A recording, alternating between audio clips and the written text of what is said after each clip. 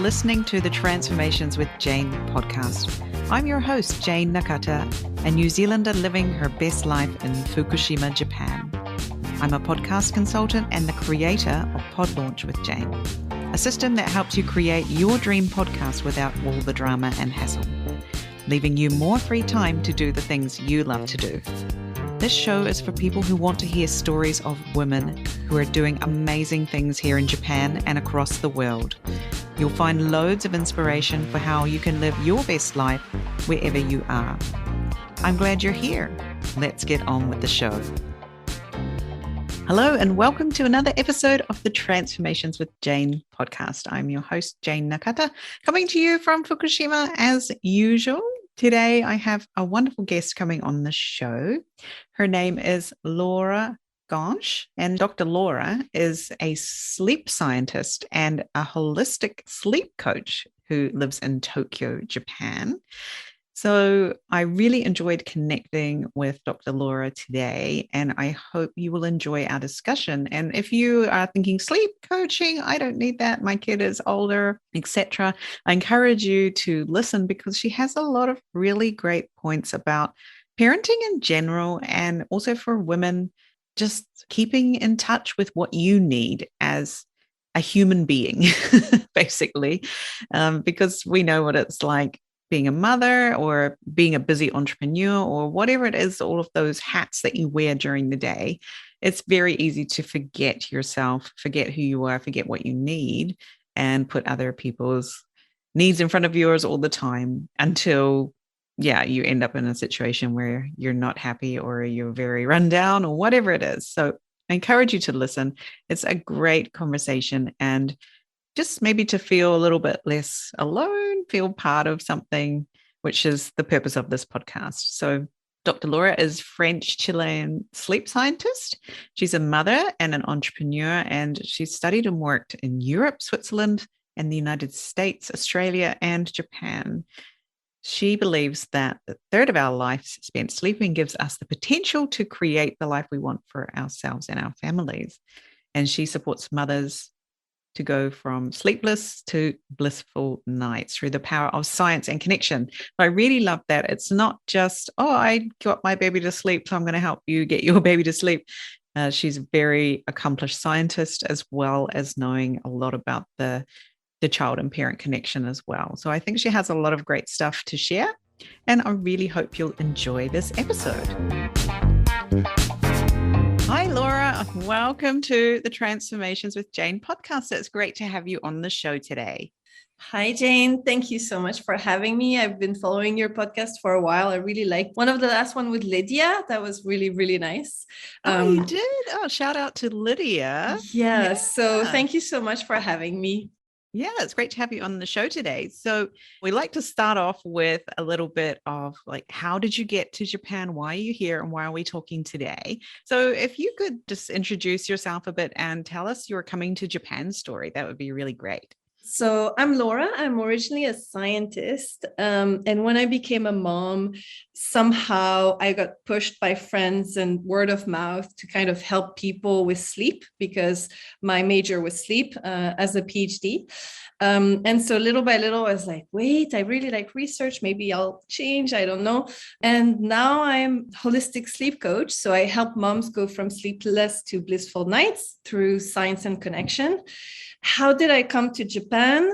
Is that I visited in 2006 the first time, and literally I was really kind of a jerk as a young adult. I was very blasé, I've seen the world, I know everything kind of thing. And I came to Japan and I was really blasted with something I didn't know, right? I was really wow, what is this place? I don't understand. Feels like another planet. Mm-hmm. And it was really kind of love at first sight for someone like me, because I'm so curious and research was how does this work?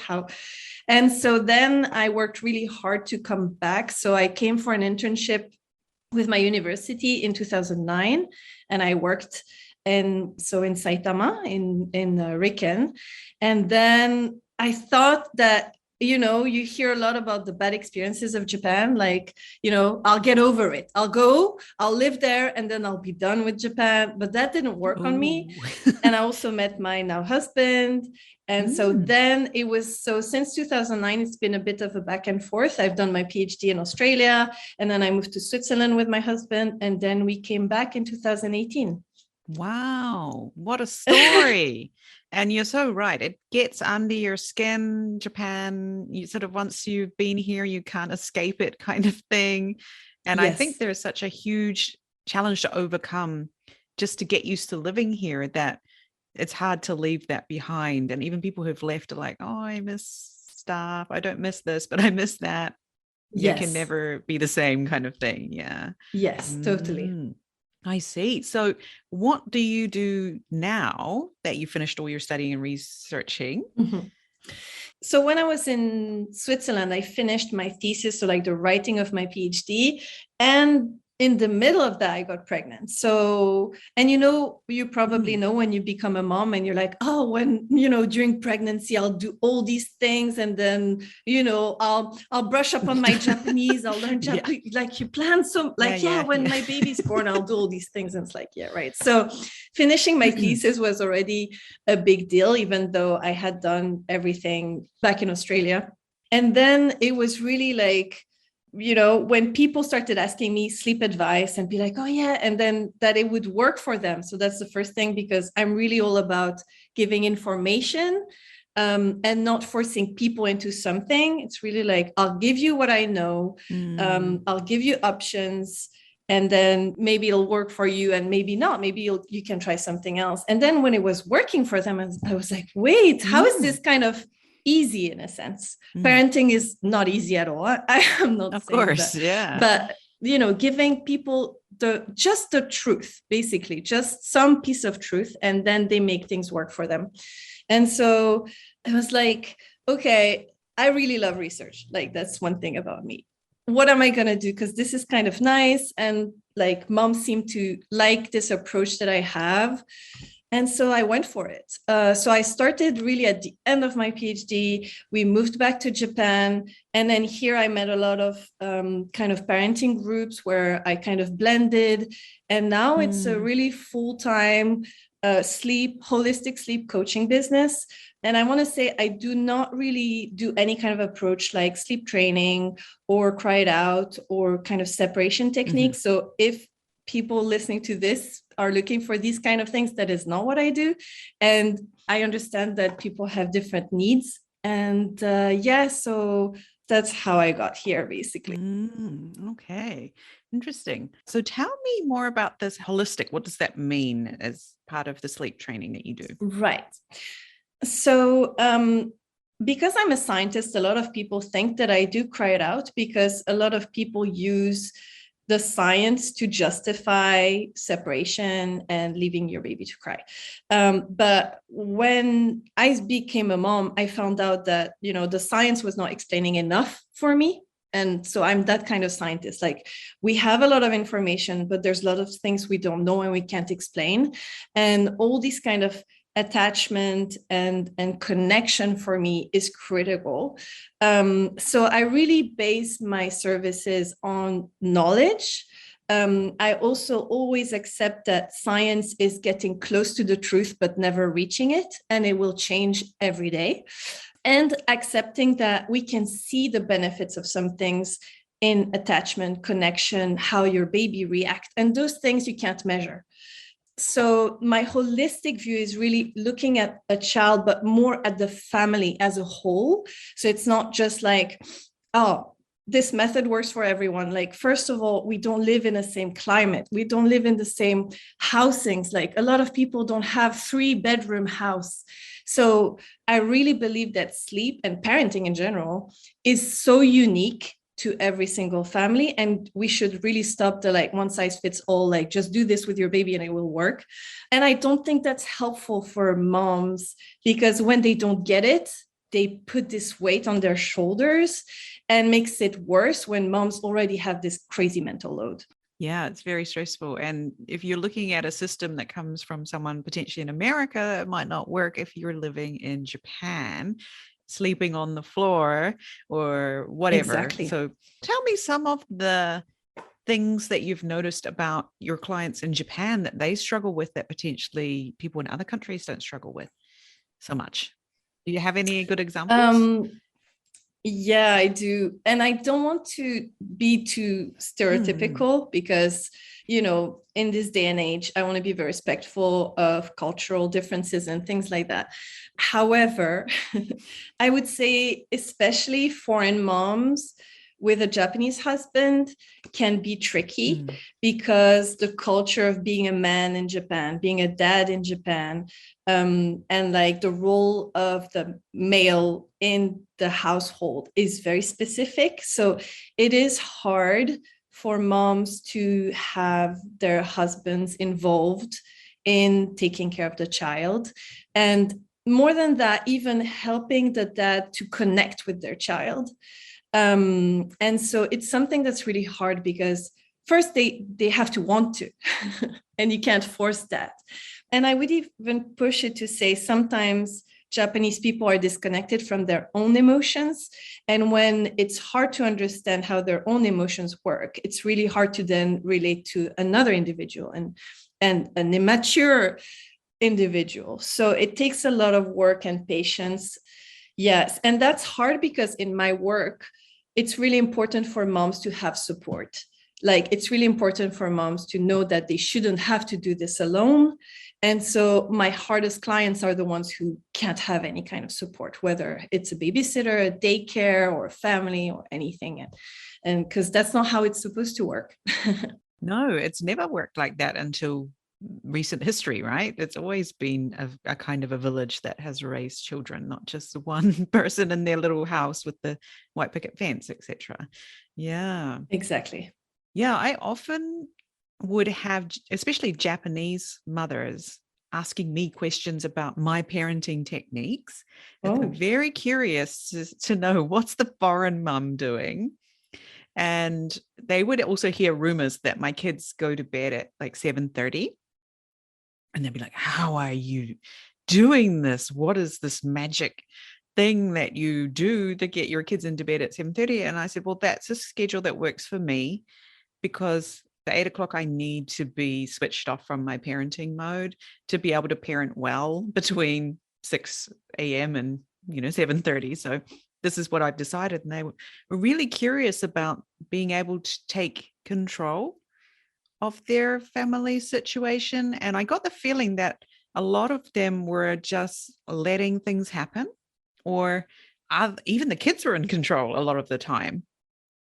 And they were surprised to hear that I was in control of the family schedule. Right.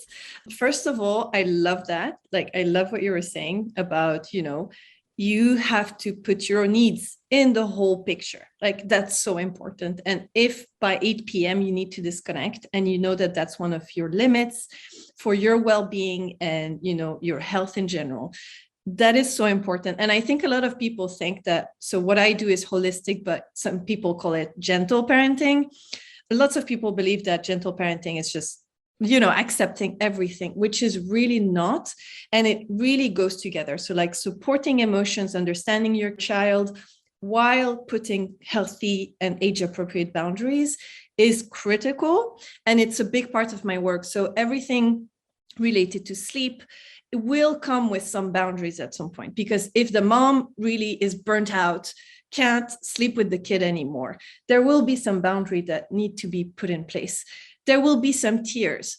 And here I'm really careful. So I don't do cry it out, which is for me like separated cry, separating your child, letting them manage their emotions alone, compared to supported tears. Supported tears are great. Like you need them, like you need these emotions and stuff like that. So I'm not against crying at all. But this change will happen. Boundaries are needed. And in terms of the Japanese culture, and I'm not sure if you'll agree, this is one of my theory, but because a lot of families bed share, they go with this idea that they're going to bed share because, most people do here, and that's completely fine. But then they don't really think about rearranging it around when the baby comes. And I feel like a lot of babies go into this adult rhythm very early on, because it's like, oh yeah, I'm sharing the bed with my baby, so my baby will go to bed with me. And it works probably early on when the baby naps a lot, and that's fine. Again, like lots of people are like, your baby or your child needs to sleep at this time of the day.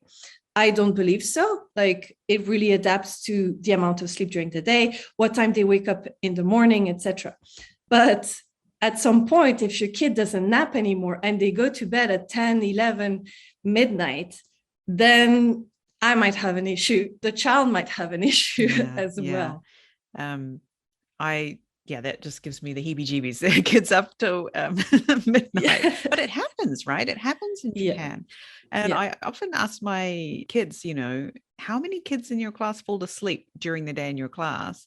And they were like, oh, loads. Oh, I'm the only kid who doesn't fall asleep. And it's right. Because you're the only kid who goes to bed at 7 or 8, before 8 o'clock, or my daughter is 8:30 or so. Right. Yeah, they're on a different kind of schedule.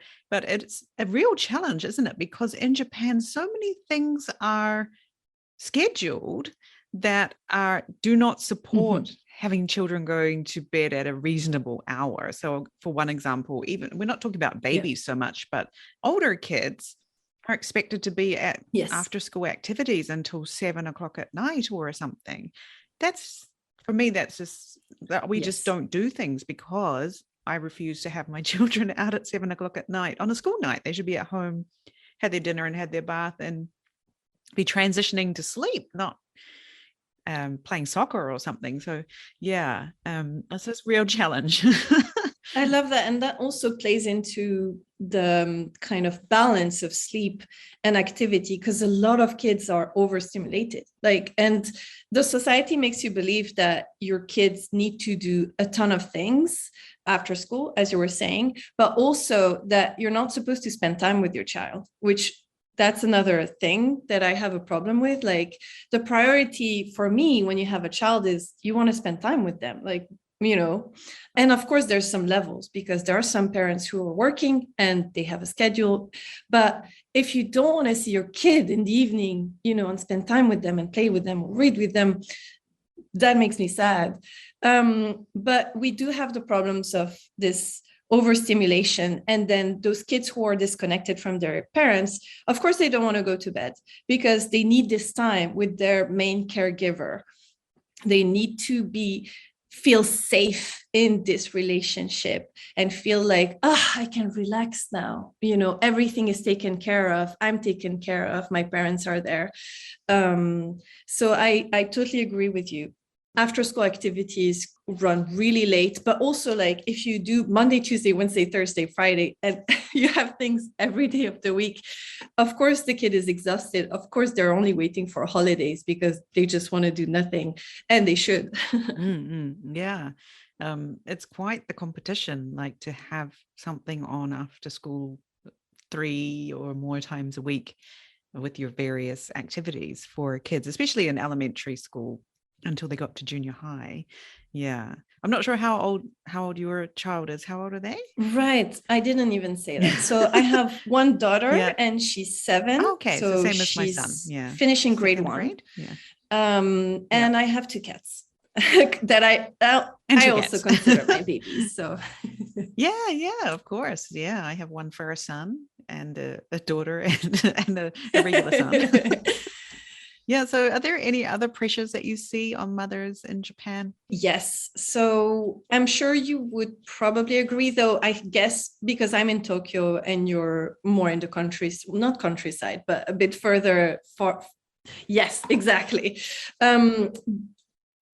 But here, moms are really pressured into a certain mold. So, you have to look good. You have to wake up before your child to prepare bentos, so lunch for everyone in the family. Your house needs to be perfect. You need to have dinner for everyone, and everything needs to be homemade. Okay, maybe it's a little bit excessive. I know quite a few moms who, use frozen foods, and I hope they do. And so when I see new moms, kind of ready head to toe with a newborn, completely inaccessible for if they're breastfeeding. With heels and the stroller, there's two things that come to mind. It's either if that's part of your self-care and that makes you feel good, yes, go for it. If this little moment of prepping in the morning is making you feel better as a mom, because self-care is another one of my pillars in my work, then that's great. But in most cases, I don't believe so. I believe that that's pressure. They're pushed into this kind of appearance that they have to have. And moms have other things in their head. They shouldn't have to have that on top of their head as a priority. Definitely. And you only have to turn on the TV for 5 minutes or pick up any magazine in this country to get bombarded by those kinds of messages about how to be an A++ mother in all aspects. And also you actually need to have a job as well now too, because good luck surviving on your just your husband's salary these days, and be an A++ employee as well. So, yeah, there is a lot. And find daycare, which is also impossible here. I mean, in many countries it is, but it's like, how can you go back to work when you can't get a daycare? Yeah. In Tokyo, that's a major issue, isn't it? Yeah, I'm starting to see more families with like bigger families here in Fukushima that we never used to see, like families of 3 and 4 that potentially don't exist so much in Tokyo because it just would be such a nightmare. But yeah, I'm seeing a lot more women just staying out of the workforce, actually just continuing to stay home with their children because that's easier than potentially juggling both. So that's another, I mean, and maybe they love to be mothers and all of that, but some part of me is wondering that they've chosen, like, if I have more children, then I don't have to explain myself as to why I'm not working. As sort of thing that I'm noticing happening here in Fukushima. Yeah, something a bit different potentially from Tokyo, I think. Yeah. I have to say that with COVID, and I'm not sure in the perspective of the whole country how good this is, but I've seen so many dads in the park and so many dads doing the drop-off. So being more involved in the family life and the kids' life. However, I have also heard that there's a rise in violence with kids. So I wonder if, parents are prepared also, because you can't just throw someone and be like, okay, be a good dad now. Yeah. From today, you're going to be a good dad. Go. Yes. But I find it nice. I like to see that from the outside. I worry about what it means on the other side, and I hope that it's not as bad as it seems to be. Interesting. Yeah, I've definitely noticed more younger dads being much more involved.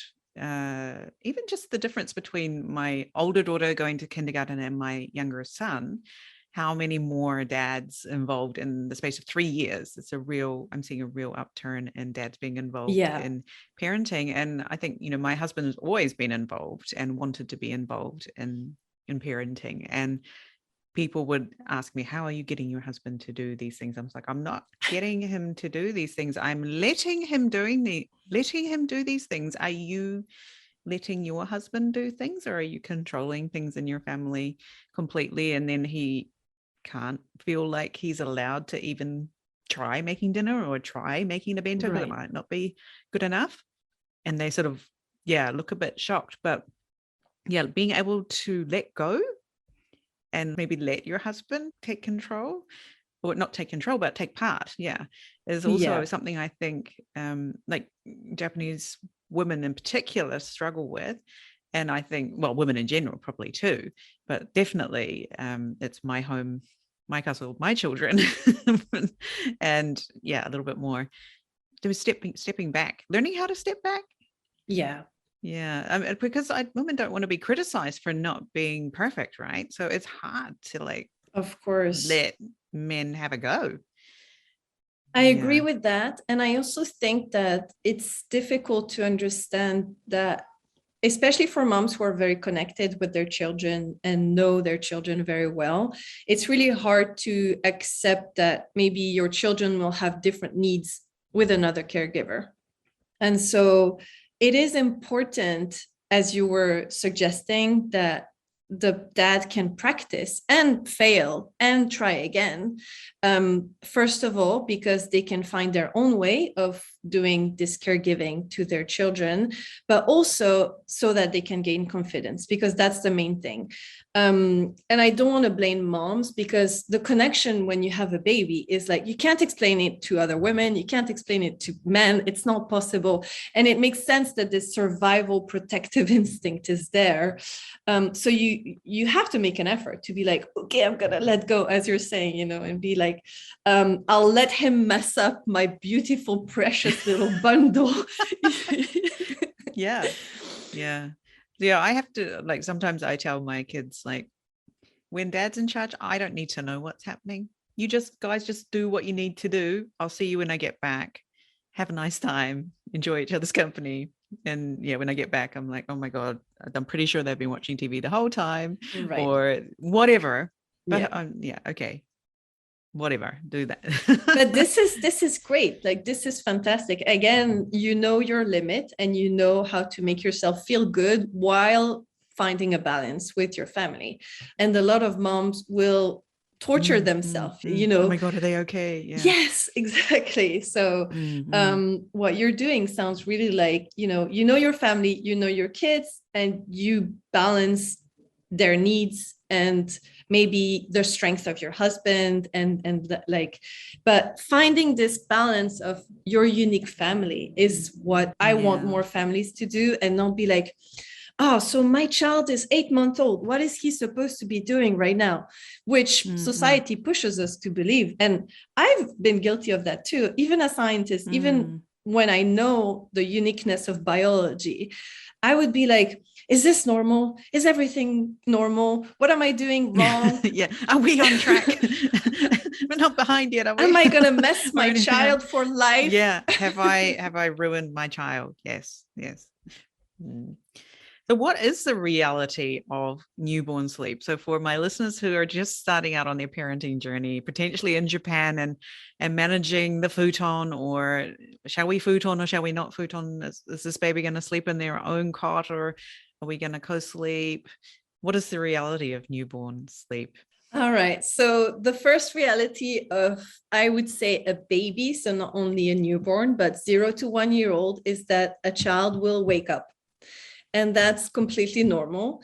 And it's a good thing. There's lots of science backing up the idea that having a child who can wake himself easily is protective against sudden infant death syndrome.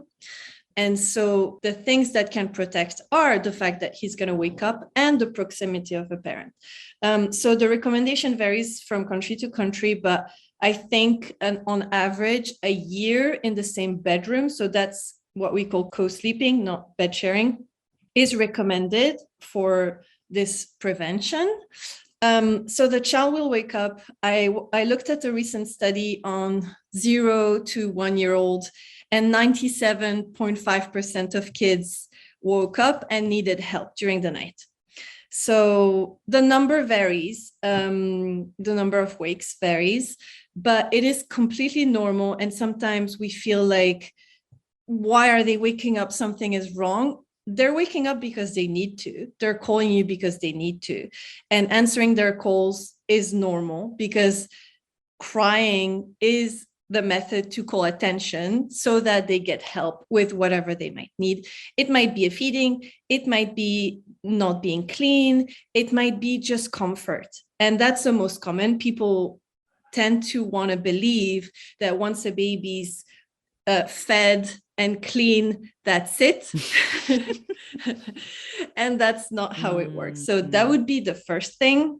The second thing is bed sharing is a great tool for moms, because especially if you're breastfeeding, by the way, which is protective also against sudden infant death syndrome, which is always good to know. It's so tiring to have to get up and go in baby's room and then come back to bed and go back and forth. Whereas if you have your baby next to you, it might really be helpful. It doesn't work for everyone. And there are some babies, it is not the majority, who like sleeping alone in a crib, but it's really not the majority. So in terms of independent sleep, it will happen whether you bed share or you don't bed share, and however long you bed share.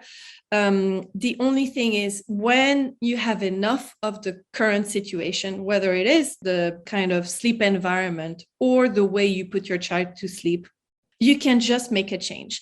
The only thing is that this change needs to be very gradual and supported.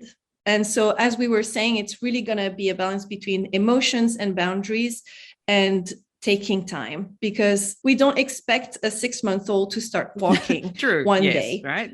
Yeah, building those muscles. Yeah. It will take a lot of time and a lot of support. Right. And you'll be there every step of the way. You'll be like, oh, I'll help you walk. I'll catch you if you fall. Sleep, it's not like you need to teach sleep, and you don't actually need to teach kids to walk. You know, they will learn eventually by watching, but they need the support and the company. And the safer they feel with their sleep environment, the best they will sleep. And it will be more consolidated than if it's forced. Because if it's forced and too early, then there will always be some residual, maybe some fear, maybe anxiety and something. Okay, so I have a question about bedtimes then, because that is just such a hot topic. And once you get through the baby stage and they're kind of sleeping generally through the night, which is fantastic. And then it comes time to know, like, what is the best time to put my kid to sleep, apart from my own needs of, like in my case, my need to not have children around me at all hours of the day, just because it was so overwhelming as practically a solo parent. Like, not as I wasn't solo, but there are no other supports for me. So that was my thing here where I live. How do you know what's the best time for your kid to go to sleep? So, as you were saying, that varies a lot with age.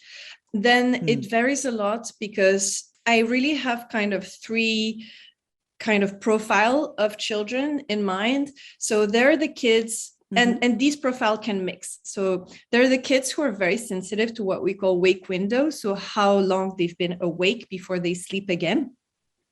And some babies are so strict with the wake windows that you can try 5 minutes before their wake window to put them to sleep. It's not going to work. Like, it's going to be exactly at that specific mark. They're like a little alarm clock. With their sleep. Yes. Right. Must be on so time. There's that. There's some kids have a body clock. I mean, we all have a body clock, but I mean, they're very clear with what time of the day it is.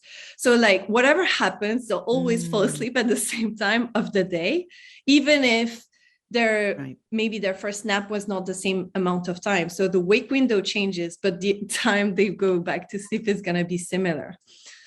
And then there are the few rare kids who are so flexible, you can do whatever you want with them. And those are rare, but it's like, for example, this accidental last nap, that's really much later than usual. And those kids will still go back to sleep at the same time at night.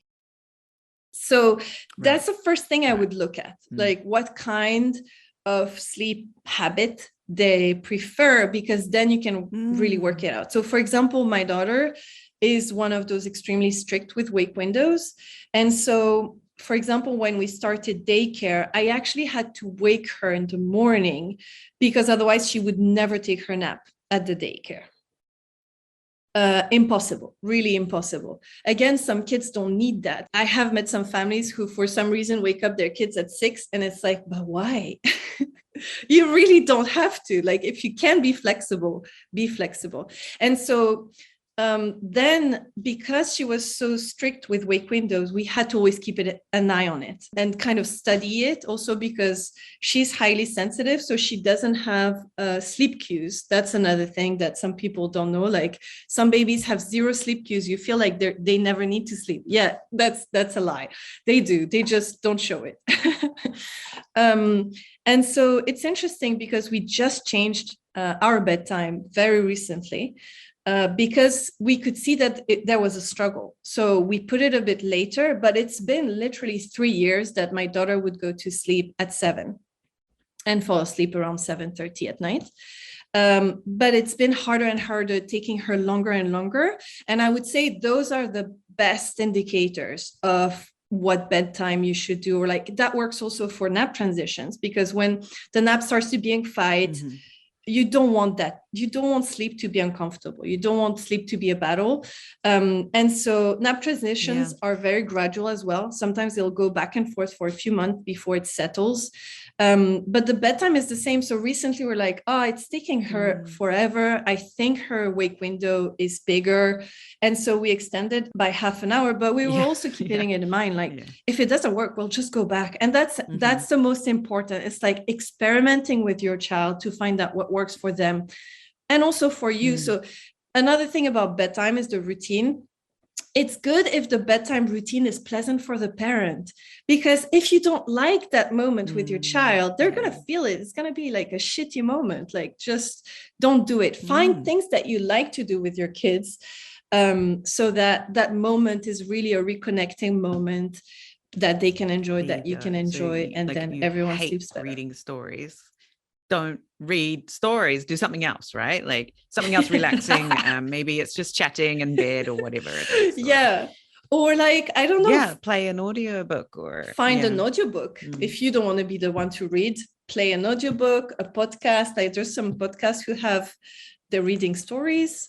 And that's the thing, like there's so many ways to be a parent, and we really feel like, the bedtime routine is the same for everyone. Some kids hate having a bath. That's so stimulating for them that then they can't sleep.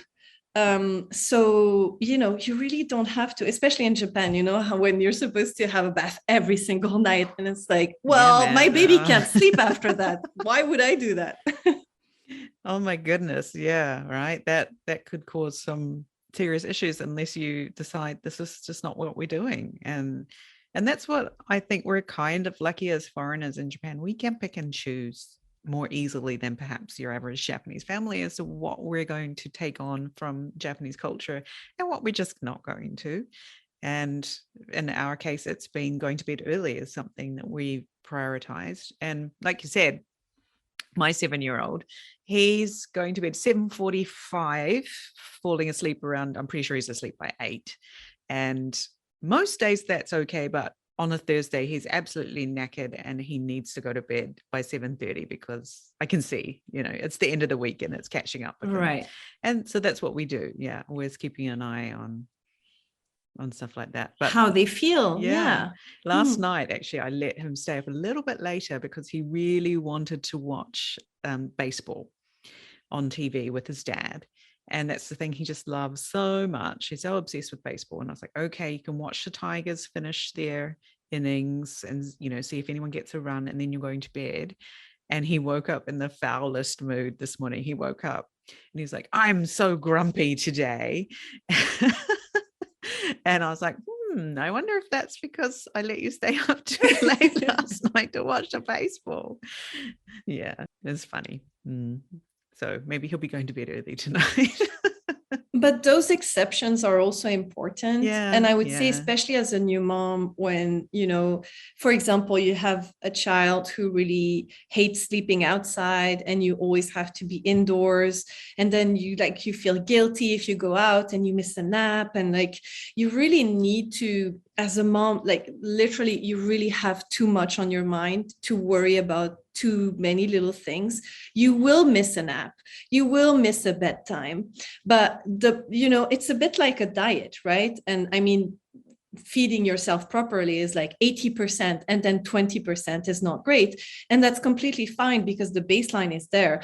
It's the same with, do you lose your shit? Are you a perfect mom? Of course not. We all lose our shit, a gentle parent or not.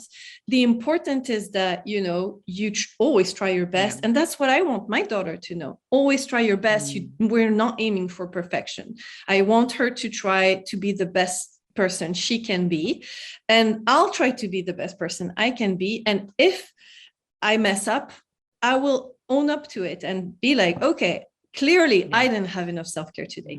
Clearly something was going on with me and I lost my shit, and that's okay, and I'll do better. So what are, obviously you work with families with younger babies. What's some of the older ages of children that you've worked with? Until now, the oldest was a 4-year-old who was still coming to his parents' bedroom every night. And the mom was pregnant. And, when you're expecting another baby, you might want to make sure that you're a bit freer for the next one. And yeah, I actually love working with older kids, simply because, between 0 and 1-year-old, except if there's like some kind of health issue that I can red flag and, tell family, okay, here it does look like something might be going on. So, go see XYZ person, because I'm not an expert of everything. There's a lot of the time moms just do great and their babies do great, and they just have to know that. So there's not much I can do. Especially also because the boundaries that we were talking about, usually I would wait until more like, 7 to 9 months before we can really be like, okay, now let's put in place strategies that work more for the parents. Whereas with older kids, it's really like, okay, so, we can pinpoint what's going on, and then we can be like, okay, do a little bit of this, do a little bit of that. And I love it because when parents really kind of find this kind of energy in themselves of how they want to parent and what their kids needs, and then they're like, oh yeah, I can manage this, and that they feel like they can manage on the long term and be like, oh, I got it now. So even when it goes up and down, I know what I can do, whether it is waited out, because there are those neurodevelopmental leaps where your kid is just not feeling it and you'll just have to suck it up. But this confidence in the parent, and be like, oh, okay. And sometimes, like, I mean, I'm confident in my approach, but I'm still always amazed with the progress of my clients. And I'm like, what? Yeah. Like, I got a message actually today, and the mom was like, oh, he slept in his room for the first time. And it was like her first try. We've been working together for like a week and a half. And I was like, what? Amazing. That's great. But yeah, I work with older kids as well, especially because sometimes you just don't notice, the few little things and few little tweaks that need to be done so that your kid stays in their bed most of the time. Yeah, it's really helpful to have somebody else look at the situation and go, oh, I see this that you probably haven't noticed, and that could help. And yeah, that's really great. So if someone wants to work with you, where can they find you? So I have my website. So my handle is Science for All Women, because my goal is way broader than just sleep. Sure. For further along. Right now I'm focusing on family sleep, but I really want to do more for women. So Science for All Women on my website is scywom.org. And then I am back on Instagram after 1 year hiatus, because I had my own mental health issues, and that was really intense. Sure. And I have a ton of information on sleep and parenting and support there. So it is also Science for All Women. Very good. Yeah. So definitely hop over to Instagram and find those very informative posts that you have. And I think it's safe to say that you're very supportive of all women and however they want to parent their kid and raise their family, wherever they are in the world. You don't have to be in Japan, but it's really great to have someone in Japan who does understand what it's like here and some of the challenges that perhaps somebody else in another country has not experienced before, and just open to different ways of doing things. That's really great.